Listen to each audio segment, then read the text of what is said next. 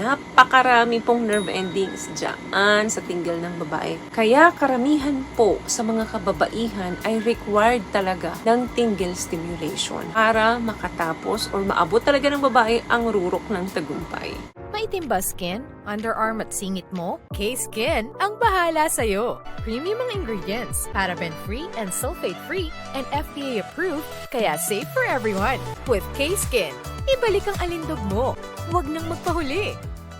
Hi guys! Welcome back to our channel. Kamusta po kayong lahat? Sana ay nasa mabuti po kayo. At sa mga hindi pa po nakakakilala sa akin, my name is Cheryl Ting. At kung bago lang po kayo sa channel na to, pwede po bang makahingi ng isang favor to please do subscribe to this channel. And also, wag niyo na rin po sanang kalimutan i-like and follow ang ating Facebook page official and also ang ating TikTok account, Cheryl Ting.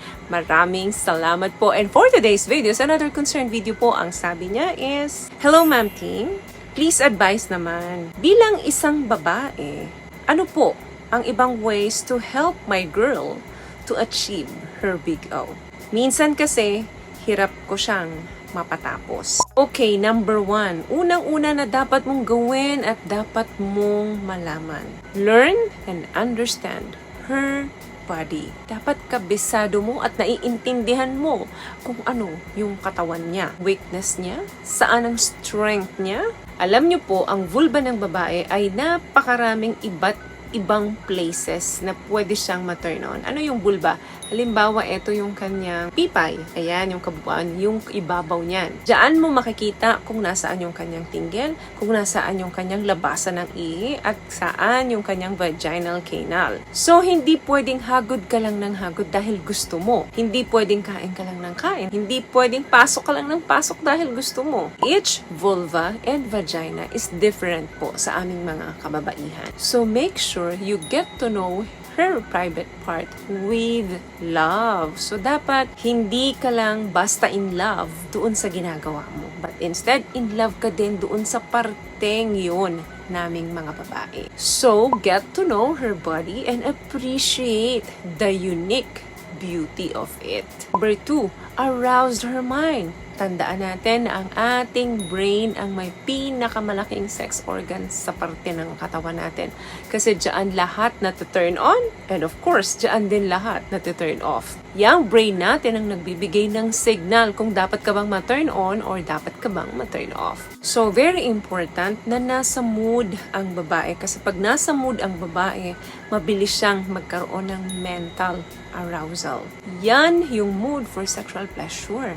And also, strong bond with your partner sa pamamagitan ng communication skills ay malaking tulong para sa inyo. Another thing, subukan mo yung tinggil stimulation.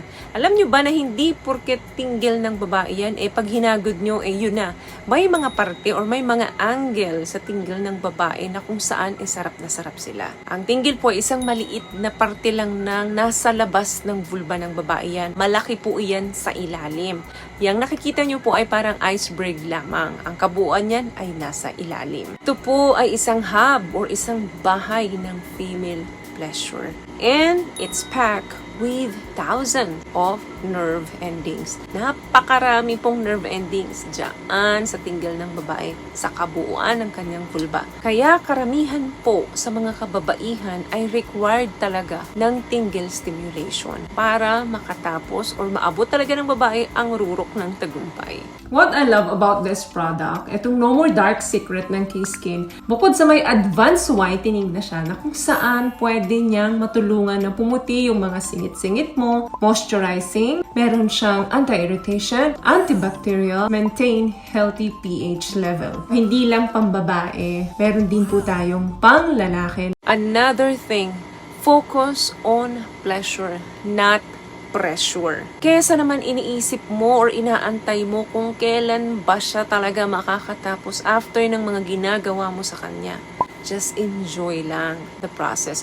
Huwag kang ma-pressure dahil ang tagal na hindi pa siya nakakatapos. Be patient. Habaan mo ang pasensya mo. At huwag mo siya bibigyan ng pressure na, come on, matapos ka na. Ang tagal ko na dito. Huwag mong gagawin yan.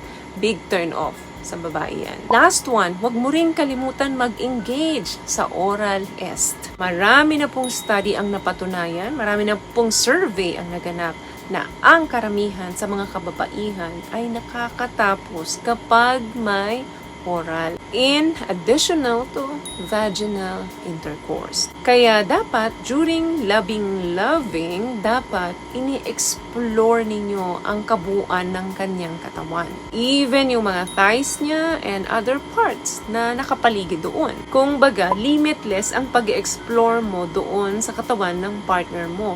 Asawa mo yan, sa'yo yan. Huwag kang mahiya na explore ang katawan ng babae. Pero tandaan, dapat banayad lamang. Kasi ang babae, kapag nakaramdam niya ng discomfort feeling sa pag-loving ninyo, mawawala na yung focus niyan. Ang aantayin na lang yan, either makatapos ka or aantayin niyang masaktan mo uli siya at magkaroon uli or madagdagan yung discomfort feelings niya.